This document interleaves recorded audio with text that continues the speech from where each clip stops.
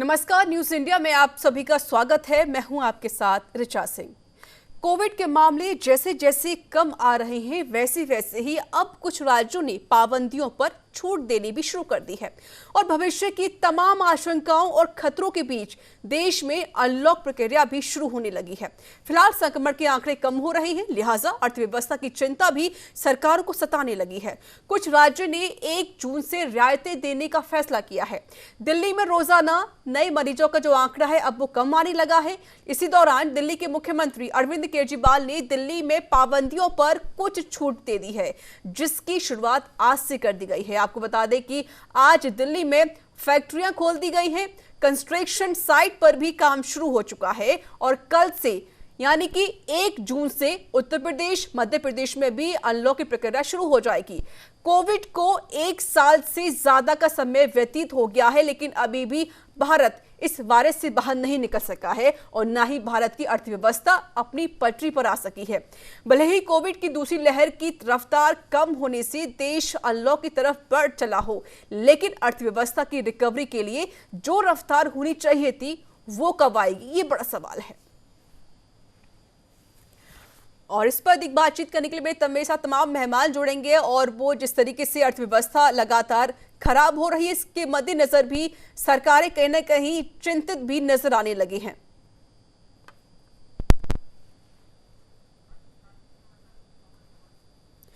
और मेरे साथ जुड़ चुके हैं इस पर अधिक बातचीत करने के लिए पवन धवन अर्थशास्त्री हैं। पवन जी, स्वागत है आपको न्यूज इंडिया में। नमस्कार ऋचा जी, नमस्कार। पवन जी, भले ही कोविड के जो आंकड़े हैं वो कम आने लगे हैं, ये एक अच्छी खबर भी है क्योंकि जिस तरीके से जो सेकंड पीक था इसको लेकर सरकारें काफी ज्यादा परेशान हो गई थी, जनता खुद बहुत ज्यादा परेशान थी। लगभग डेढ़ साल के समथिंग का जो समय है वो व्यतीत हो रहा है। कोविड का कहर वो लगातार जारी है। देश 2020 में भी लॉकडाउन में ही रहा, तो वही 2021 में भी सेकेंड पीक पर भी लॉकडाउन ही लगा रहा। दिक्कतें बहुत ज्यादा हो रही है, लेकिन जो अब उम्मीदें हो रही, क्योंकि अब जिस तरीके से जो आंकड़े हैं वो अब कम आने लगी है, रफ्तार कम हो गई कोविड की, कहीं ना कहीं उम्मीद हो रही कि शायद अब अर्थव्यवस्था है वो कहीं ना कहीं सुचारू हो सकती है। क्या लगता है आपको? हाँ ऋचा जी, देखिए मुझको तो ऐसा लग रहा है कि जैसे मिरर स्क्रीनिंग हो रही है 2020 की, बिल्कुल उसी ढंग से 2021 भी हम लोग देख रहे हैं।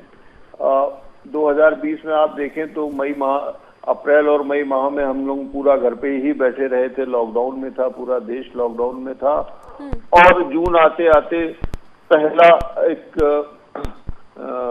राहत की खबर मिल रही है कि अब कहीं ना कहीं ये जो है कोरोना की सेकेंड वेव जो है वो गिरफ्त में आ रही है। एक्टिव केसेस लगातार कम हो रहे हैं और उसके साथ साथ अब हमको ये देखना है कि हमारे देश की इकोनॉमी, हमारा देश का बिजनेस, हमारे देश का कॉमर्स किस ढंग से पुनः अपनी उसी चाल पे फिर से स्थापित हो पाएगा। देखिए इसमें आज एक आंकड़े आए हैं, मेरे ख्याल से वो आंकड़े जीडीपी के आए हैं, जिसमें उन्होंने क्वार्टरली मार्च क्वार्टर की जीडीपी की दरों को बताया और 2020-21 की जीडीपी की दरों को बताया। वो आंकड़े जीडीपी के बहुत ही अच्छे आए हैं। पूरी जब भारत सरकार के वित्त मंत्रालय ने और स्टैटिस्टिकल डिपार्टमेंट ने जब पूरा ये आंकड़ों को देखा था और उस वक्त एस्टिमेट किया था कि 8% की दर से हमारी 2021 में जीडीपी कॉन्ट्रैक्ट होगी, वो दर अब उन्होंने रिवाइज करके 7.3% कहा है। तो ये एक पॉजिटिव इम्प्रूवमेंट वहां दिखा है। और मार्च के क्वार्टर में हमको ये जीडीपी में जो मुख्यतः हमारी इकोनॉमी को रिवाइव करते हैं, मैन्युफैक्चरिंग सेक्टर और कंस्ट्रक्शन सेक्टर, उन सब में भी एक काफी अच्छा इजाफा नजर आया है। लेकिन मार्च के आंकड़े आज की तारीख में जब हम आज 31 मई में बात कर रहे हैं तो वो अर्थहीन हो जाते हैं। क्यों? क्योंकि अप्रैल और मई के महीने में जिस ढंग से पुनः हम लोग सेकेंड वेव से ग्रसित हुए और लगातार पूरा देश एक लॉकडाउन के दौर पे चला गया, तो पुनः वो एक चीज फिर से रिपीट हुई। जिस ढंग से हम लोगों ने अप्रैल 2020 बिताया था, जिस ढंग से मई 2020 बताया था, उसी ढंग से हमने इधर ये 2 महीने बिताए हैं। और एक बार पुनः एक कवायद शुरू हो गई है कि हम अपनी इकोनॉमिक एक्टिविटीज को फिर से कैसे रिवाइव करें। ऋचा जी देखिए, इसमें अगर हम आंकड़ों की बात करें तो आंकड़े तो हमको कहीं ना कहीं एक कॉन्फिडेंस देते हैं कि यस, हम आगे इन चीजों को फिर रिकवर करेंगे। लेकिन हकीकत क्या है? हकीकत को अगर हम ये देखते हैं तो आंकड़े जिन चीजों में आते हैं वो एक ऑर्गेनाइज सेक्टर होता है, अनऑर्गेनाइज सेक्टर के आंकड़े इसमें नहीं आ पाते हैं। अगर हम बात करें तो देखिए, बीपीएल से नीचे जो रहने वाला श्रमिक है, मजदूर हैं और गरीब व्यक्ति हैं। बिल्कुल पवन जी, मैं मजदूरों की भी बात करूंगी, मैं एमएसएमई सेक्टर की भी बात करूंगी आपसे। मेरे साथ और भी मेहमान जुड़ चुके हैं। आदित्य मनिया जैन है, उद्योगपति हैं, बहुत बहुत स्वागत है आदित्य जी आपका न्यूज इंडिया में। और मेरे साथ जुड़ चुके हैं लागत प्रबंधक है राकेश भल्ला। राकेश जी स्वागत है आपका न्यूज इंडिया में। नमस्कार जी। आदित्य जी आपका रुख करना चाहती हूँ, क्योंकि देखिए जिस तरीके से जो व्यवस्थाएं हो रखी है वो खराब तो है ही, क्योंकि इकोनॉमी हमारी भारत की बहुत ज्यादा खराब हो चुकी है, जनता परेशान है, सरकार भी अब चिंतित नजर आने लगी है। पैसा किसी के पास नहीं, ना सरकार के पास ना ही जनता के पास, दोनों ही अब परेशान है। सबसे बड़ी बात है कि एमएसएमई सेक्टर की जो तकलीफें हैं वो बहुत ज्यादा है, चुनौतीपूर्ण तकलीफें बहुत ज्यादा हो रही है। अब जो उम्मीदें हो रही, क्योंकि अब जो जिस तरीके से कोविड की जो आंकड़े हैं वो कम आने लगे हैं, कुछ राज्य अब छूट देने लगे पाबंदियों पर, कुछ मार्केट खोले जा रहे हैं, कुछ इंडस्ट्रीज खोली जा रही हैं, फैक्ट्रियों को ओपन किया जा रहा है। अब क्या कुछ उम्मीदें लगती हैं? क्या अब एमएसएमई की जो सेक्टर की जो तकलीफें हैं वो कम हो सकती हैं अनलॉक की वजह से? ऋचा, ये बात सही है कि एमएसएमई की तकलीफें अनलॉक होने के बाद कुछ कम होंगी। सबसे बड़ी बात तो ये है कि अर्थव्यवस्था में तो सहयोग है ही, लोकल जो स्टेट लेवल पर है, घरेलू स्तर पर है, सबसे बड़ा रोजगार उन्मुख जो है वो यही रहता है जी। इसलिए मैं समझता हूँ कि सरकार ने जो निर्णय लिया है अनलॉक करने का वो बहुत बेहतर है, सही है, और देश को और देश की जीडीपी को और जो पैसे की मनी और रोलिंग है उसमें इसका बहुत महत्वपूर्ण योगदान रहेगा। सबसे बड़ी बात तो ये है कि सरकार इकोनॉमी वर्सेस कोरोना की अब लड़ाई सरकार के सामने है। अब सरकार के सामने ये बड़ा प्रश्न है कि जैसे तैसे हम देख रहे हैं कि लगभग पिछले 20 दिन में 46% कोरोना के केस घटे हैं, वही हम देख रहे हैं कि बेरोजगारी बढ़ी है। बेरोजगारी के आंकड़े स्थानीय स्तर पर देखें और स्टेट स्तर पर देखें, चाहे कंट्री के स्तर पर देखें, वो बहुत चिंताजनक है। और सरकार को ये लग रहा है। मैं एक बात और है कि जो मजदूर वर्ग है और जो उसके साथ साथ आम जनता है, ये आंदोलित हो रही है, उसको अब लग रहा है कि अब अनलॉक होना चाहिए। लेकिन मेरा ये कहने का मतलब न्यूज इंडिया के माध्यम से, ये आपके माध्यम से कहने का तात्पर्य कि मौत से महंगा कोई कुछ नहीं है। मौत के आगे अगर हम रख दें तो हमको अभी सावधानी बरतना पड़ेगी। यही खुद पीएम मोदी ने बोला था। आप मेरे साथ बनी रहिएगा सर, ये सवाल आपसे और भी रहेंगे। और पवन जी मेरे साथ लगातार मौजूद है और राकेश भी जी मेरे साथ जुड़ चुके हैं, जो कि लागत प्रबंधक है। राकेश जी, जीएसटी को लेकर भी हमने किस तरीके से देखे, क्या हालात बने हुए थे। 2020 काफी ज्यादा चुनौतीपूर्ण भी रहा था। हालांकि सरकार ने 2020 की शुरुआत से लेके आखिर तक काफी बदलाव किए, लेकिन जिस तरीके से जो टैक्स चोरी हुआ करता था वो अभी तक नहीं बदला है। अब सरकार को उम्मीद है कि शायद अब टैक्स चोरी के जो लोग किया करते थे, अब वो टैक्स चोरी कम हो जाएंगे और टैक्स चोरी करना आसान नहीं होगा। टैक्स चोरी का खैर इसके साथ कोई संबंध नहीं है। जीएसटी में मैं बता रहा हूँ, टैक्स चोरी बढ़ी है, कम नहीं हुई है। एक बात बता दूंगा आपको मैं, ये बहुत बड़ी गलतफहमी है लोगों को कि जीएसटी के कारण टैक्स चोरी कम हुई है।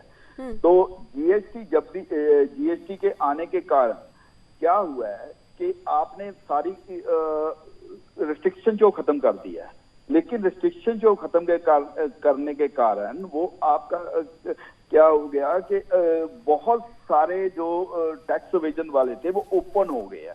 आप इन्वेस्ट, आज की डेट में क्या था, इवन जीएसटी आप काट लो, इन्वेस्टेज काट लो, at the end of the month अगर आपने इन्वेस्ट वो अपने रिटर्न में नहीं चढ़ाई तो आप उसके विजन कर सकते हो। तो इसलिए टैक्स चोरी का इसके साथ कोई संबंध नहीं है। Coming to this lockdown, let me tell you, एक चीज जरूरी है कि लॉकडाउन होने से इंडिया लॉकडाउन करना ऑलमोस्ट इम्पॉसिबल है। ये इम्पॉसिबल है। आज भी आप इसी न्यूज चैनल पे आप न्यूज दिखा रहे थे, कभी हाजी जी के उसमें 3000 बंदे पहुंचे हैं, जबकि 20 बंदों की इजाजत है। तो यहाँ पे लॉकडाउन करना एक लास्ट विकल्प है और हिंदुस्तान में लॉकडाउन हो ही नहीं सकता प्रैक्टिकली। प्रैक्टिकली लॉकडाउन होता है, प्रैक्टिकली लॉकडाउन नहीं होता। बिल्कुल। और लॉकडाउन होने से इकोनॉमी, अगर पीछे 26% इकोनॉमी डाउन हुई है, इंडिया की जो इकोनॉमी है वो 3 ट्रिलियन डॉलर की है। 3 ट्रिलियन डॉलर का मतलब है 1% डाउन होने से 1 लाख डॉलर का नुकसान होता है। हजारों नौकरियां जाती हैं, लाखों स्मॉल स्केल बंद होते हैं। तो उसके कारण से कॉन्सिक्वेंशियल इफेक्ट बहुत है। गवर्नमेंट इसको बहुत देर नहीं चला सकती। पीछे अभी पवन जी ने बताया था कि हमारी जो जीडीपी ग्रोथ है वो इंप्रूव हुई है मार्च में, नो डाउट इंप्रूव हुई है एज कम्पेयर टू मार्च 20। मार्च 20 के कंपैरिजन में हमारी जीडीपी इंप्रूव हुई है, पर उसके बाद जो फैशन आया, सेकंड वेव आई है, ये उसके कारण अप्रैल में ये बिल्कुल डाउन हो गई है। अप्रैल मई में बिल्कुल डाउन हो गया। इकोनॉमी बहुत अफेक्ट कर दिया। अब गवर्नमेंट के पास कोई विकल्प नहीं है इसको, लॉकडाउन को अनलॉक करने के अलावा। लेकिन जिस तरीके से जो अब हालात हैं अब थोड़े बहुत ठीक होने लगे, इसको लेकर भी कुछ राज्य सरकार अब अनलॉक की जो बात है वो भी कहती हुई नजर आ रही है। पवन जी, जिस तरीके से 2020 के हालात हमने देखे, क्या हालात बने हुए थे, अर्थव्यवस्था बिल्कुल चौपट हो चुकी थी, हालत बेहालत हो गए थे। लेकिन सबसे बड़ी बात यह है महंगाई भी बढ़ी है, क्योंकि चाहे वो पेट्रोल के दाम ले लो या फिर डीजल के दाम क्यों ना ले लो, हर तरफ महंगाई बढ़ी है। सबसे बड़ी बात है जो मस्टर्ड ऑयल है उस पर सबसे ज्यादा रेट हाई हुए हैं, क्योंकि एक साल के अंदर, क्योंकि जब जो रेट थे 110 से 120 रेट था, लेकिन अब एक साल के अंदर रेट हो गई कभी 180 तो 190। इसकी वजह क्या है, इतना रेट क्यों बढ़ा है?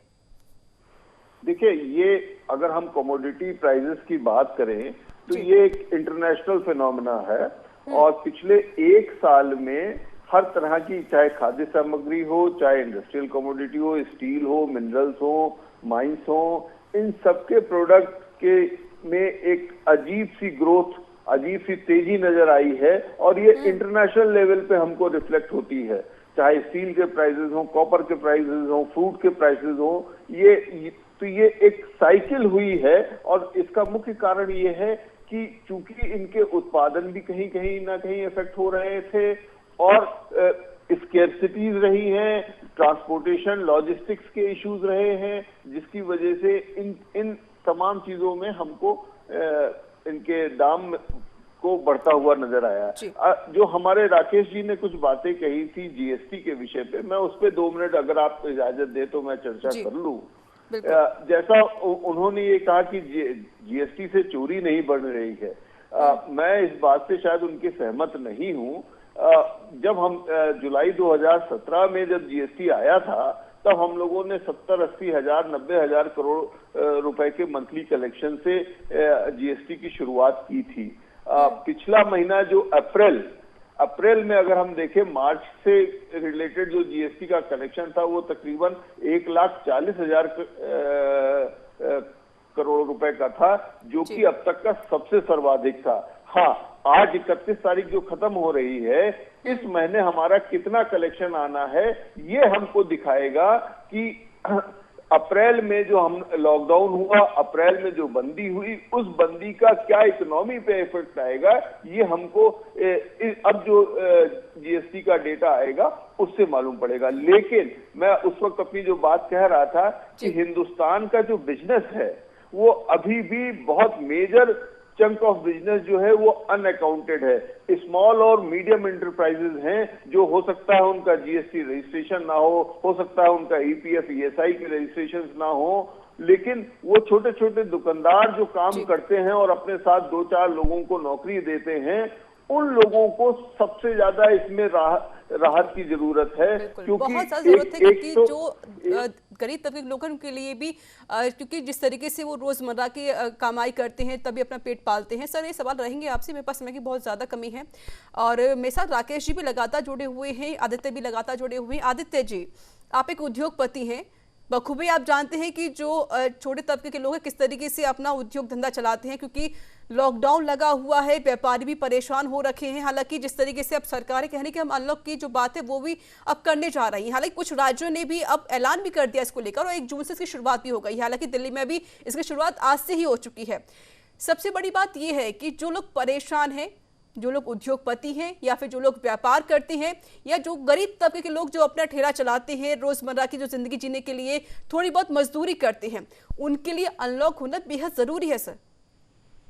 देखिए, अनलॉक होना इसलिए जरूरी है कि हमने सबसे पहले डिमांड करी थी राज्य सरकार से। केंद्र सरकार ने सब चीजें राज्य सरकार के ऊपर देख ली, तो हम ये देखेंगे कि हमने इसी वजह से आप देखेंगे कि अप्रैल में इंडस्ट्रीज का आउटपुट केवल 15% घटा है। अब जो बात आ रही मजदूर वर्ग की, जो छोटे व्यापारी हैं, जो ठेला चलाते हैं, जो होटल रेस्टोरेंट बंद है, इनके लिए क्या किया जाए। दरअसल व्यापारी पर दोहरी मार पड़ी है, एक तो किराए की मार, दूसरे एम्प्लॉयज को पूरा पैसा देना है, तीसरा जो बिजली के खर्चे हैं वो पूरे लगे हुए हैं। तो सरकार में इस तरीके की, सरकार को ये सोचना चाहिए कि जब हालांकि ये जो आपदा है व्यवहारिक है, इसमें किसको क्या करना है, लेकिन सरकार को कहीं ना कहीं एमएसएमई, उद्योगपति और जो छोटे व्यापारी हैं, इनको राहत देने की बात अभी तक ना तो केंद्र सरकार ने करी है और न राज्य सरकार ने करी। बिल्कुल, और ये सोचने वाली बात है, सरकार को ध्यान देना होगा। पवन जी मेरे साथ लगातार जुड़े हुए हैं। पवन जी, जिस तरीके से जीएसटी की बात भी कही थी आदित्य जी ने, उन्होंने कहा था कि जीएसटी बहुत अच्छी रही, माफी चाहती है, जीडीपी बहुत अच्छी रही, लेकिन सबसे बड़ी बात यह है कि सीबीआई की रिपोर्ट में कहा गया है, फिलहाल के जो आंकड़े वो बता देती हूँ, फिलहाल के जो आंकड़े उसमें कहा गया है कि जो जीएसटी है सेकेंड फेज में 4.5 लाख करोड़ रुपए से नुकसान जताया गया है। उन्होंने कहा कि उसमें और भी ज्यादा नुकसान हो सकता है।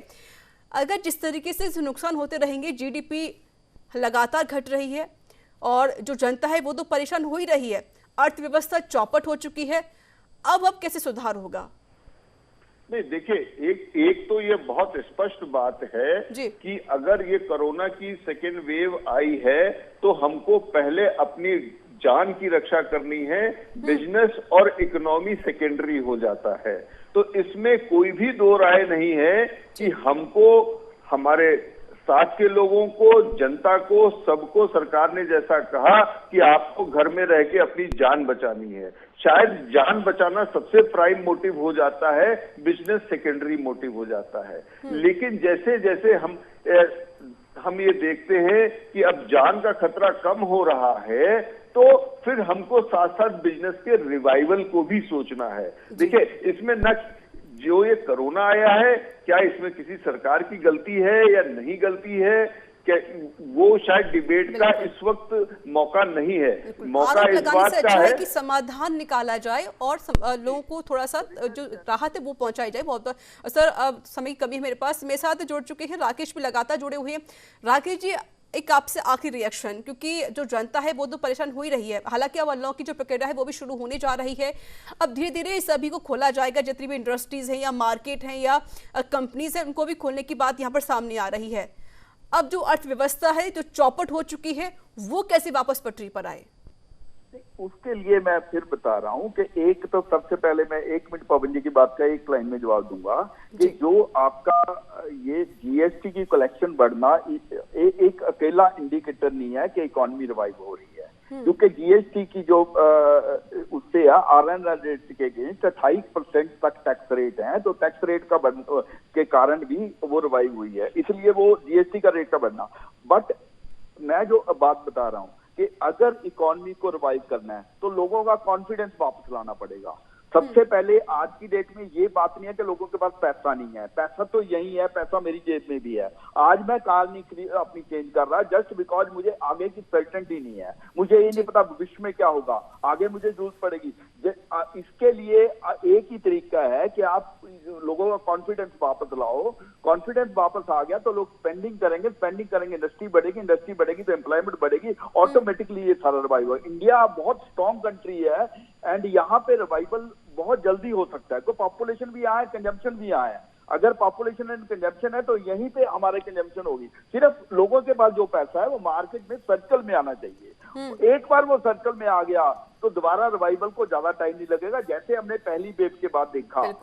इवन मार्च में हम पूरी तरह रिवाइव कर गए। एक बात आपने बहुत अच्छी कही राकेश जी कि लोगों में आत्मविश्वास लाना बेहद जरूरी है और इंडिया एक स्ट्रॉन्ग देश है, इसको लेकर भी कहीं ना कहीं अब जनता को सोचना होगा और आत्मविश्वास के जरिए ही लोगों को आगे बढ़ना होगा। बहुत बहुत शुक्रिया राकेश जी हमारे साथ जुड़ने के लिए। पवन जी आपका बहुत बहुत शुक्रिया, आदित्य जी आपका बहुत बहुत शुक्रिया, आप तीनों का शुक्रिया हमारे साथ जुड़ने के लिए और अपनी बात को साझा करने के लिए। आपको बता बता दें कि जिस तरीके से लगातार कोविड के केस बढ़ रहे थे, इसको लेकर भी सरकार परेशान हो रही थी। अर्थव्यवस्था चौपट हो चुकी है, हालात काफी ज्यादा बेकार हो गए हैं। लेकिन अब जिस तरीके से सेकंड पीक में जो अब आंकड़े कम आने लगे हैं, अब सरकार सोच रही है कि हम अब अनलॉक करें, और इसी को लेकर कहीं ना कहीं अब अर्थव्यवस्था को भी अनलॉक की बेहद ज्यादा जरूरत है, तभी हमारी जो इकोनॉमी है भारत की वो ठीक हो सकती है। तो इसी के साथ इस रिपोर्ट में इतना ही। देश दुनिया की तमाम खबरों के लिए देखते रहिए न्यूज़ इंडिया। नमस्कार।